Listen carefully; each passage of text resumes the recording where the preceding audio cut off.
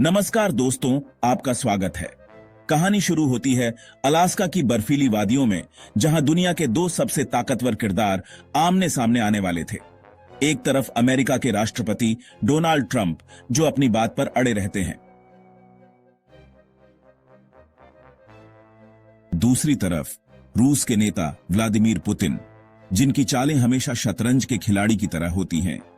तारीख थी 15 अगस्त 2025। दुनिया की निगाहें एक ही जगह टिकी थीं, अलास्का के जॉइंट बेस एल्मेंडॉर्फ रिचर्डसन पर। सब सोच रहे थे, क्या ये दो ताकतें मिलकर दुनिया को यूक्रेन के उस दर्दनाक युद्ध से मुक्ति दिला पाएंगी? यह मुलाकात 15 अगस्त 2025 को अलास्का के जॉइंट बेस एल्मेंडॉर्फ रिचर्डसन में हुई थी। यह एक ऐसी मीटिंग थी जिसका बेसब्री से इंतजार किया जा रहा था। ट्रंप ने दावा किया था कि वह पुतिन से बात करके यूक्रेन में चल रहे युद्ध को खत्म करने का रास्ता निकाल सकते हैं। अमेरिका की धरती पर पुतिन का स्वागत किसी नायक की तरह हुआ। लाल कालीन बिछाया गया। ट्रंप की राष्ट्रपति लिमोसिन में पुतिन ने सवारी की, और तो और आसमान में लड़ाकू जेट्स ने फ्लाईओवर करके उन्हें सलामी भी दी। यह सब दुनिया को यह दिखाने के लिए था कि इन दोनों नेताओं के बीच रिश्ते कितने अच्छे हैं। मीटिंग में दोनों के शीर्ष सलाहकार भी मौजूद थे, जिनमें अमेरिकी विदेश मंत्री और राष्ट्रीय सुरक्षा सलाहकार मार्को रूबियो और स्टीव विटकॉफ शामिल थे। रूस की तरफ से विदेश मंत्री सर्गेई लावरोव और राष्ट्रीय सुरक्षा सलाहकार यूरी उशाकोव थे। करीब 2.5 घंटे की बातचीत के बाद दोनों नेता मीडिया के सामने आए। लेकिन यहां एक बड़ा ट्विस्ट था। जिस प्रेस कॉन्फ्रेंस का इंतजार किया जा रहा था, वह सिर्फ एक बयान देने का मंच बनकर रह गई। दोनों ने कोई सवाल नहीं लिया। ट्रंप ने कहा, हमारी एक बहुत ही प्रोडक्टिव मीटिंग हुई और कई मुद्दों पर सहमति बन गई, बस कुछ ही बाकी हैं। उन्होंने यह भी जोड़ा, हम वहां तक नहीं पहुंच पाए, लेकिन हमारे पास वहां पहुंचने का बहुत अच्छा मौका है। पुतिन ने ट्रंप का धन्यवाद किया और अगली मुलाकात मॉस्को में करने का सुझाव दिया। उन्होंने द्वितीय विश्व युद्ध के दौरान अमेरिका और सोवियत संघ के बीच हुए सहयोग को भी याद किया और कहा कि दोनों देशों के मूल्य समान हैं।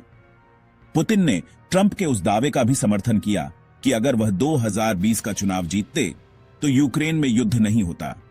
यह बात निश्चित तौर पर ट्रंप को खुश करने वाली थी। ट्रंप इस मीटिंग में पुतिन से यूक्रेन में युद्ध विराम या कम से कम बातचीत की शुरुआत कराने की उम्मीद कर रहे थे। लेकिन मीटिंग के बाद उन्होंने स्वीकार किया कि हम अभी तक वहां नहीं पहुंच पाए हैं, और कहा कि वह अगले कदमों के लिए यूक्रेनी राष्ट्रपति ज़ेलेंस्की और नाटो नेताओं से बात करेंगे। यह दिखाता है कि इस मुलाकात से कोई ठोस नतीजा नहीं निकला। कूटनीतिक प्रगति की इस धीमी चाल के बीच ऐसा लगता है कि समय पुतिन के पक्ष में है। रूसी सेना अपनी बड़ी संख्या का इस्तेमाल करके यूक्रेन के पूर्वी हिस्से में अपनी स्थिति मजबूत कर रही है। पुतिन अमेरिका की धरती पर फ्री वर्ल्ड के लीडर से मिलकर भी बिना किसी समझौते के चले गए। उन्होंने सिर्फ इतना कहा कि बातचीत का लहजा दोस्ताना था। ट्रंप ने इस दौरान यूक्रेन में नागरिकों की हत्याओं के बारे में कोई सार्वजनिक टिप्पणी नहीं की। इस मुलाकात को रूस के लिए एक बड़ी जीत के रूप में देखा जा रहा है। रूसी विदेश मंत्रालय की प्रवक्ता मारिया झखारोवा ने सोशल मीडिया पर कहा कि 3 साल तक वे कहते रहे कि रूस दुनिया से अलग थलग हो गया है, और आज उन्होंने देखा कि अमेरिका की धरती पर हमारे राष्ट्रपति के लिए लाल कालीन बिछाया गया है। पश्चिमी मीडिया का तो दिमाग खराब हो जाएगा। तो दोस्तों, इस शिखर सम्मेलन से एक बात साफ है, दोनों नेताओं ने इसे उत्पादक बताया, लेकिन किसी भी ठोस नतीजे का ऐलान न होना सब कुछ बता देता है। ट्रंप को भी प्रेस कॉन्फ्रेंस को अचानक खत्म करना पड़ा, जो उनकी निराशा का एक साफ संकेत था।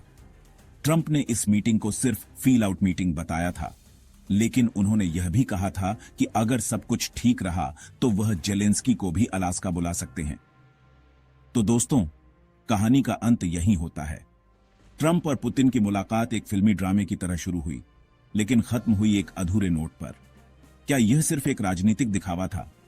क्या पुतिन ने समय का इस्तेमाल करके दुनिया को फिर से भ्रमित कर दिया? क्या यूक्रेन का दर्द अभी और लंबा खींचेगा? ये वो सवाल हैं जिनके जवाब वक्त ही देगा। आपकी क्या राय है? क्या आपको लगता है कि इस मीटिंग से कुछ हासिल होगा? हमें नीचे कमेंट बॉक्स में जरूर बताएं। इस वीडियो को लाइक करें, शेयर करें और हमारे चैनल को सब्सक्राइब करना ना भूलें। ताकि आप ऐसी ही महत्वपूर्ण खबरें सबसे पहले जान सकें। मिलते हैं अगले वीडियो में। जय हिंद।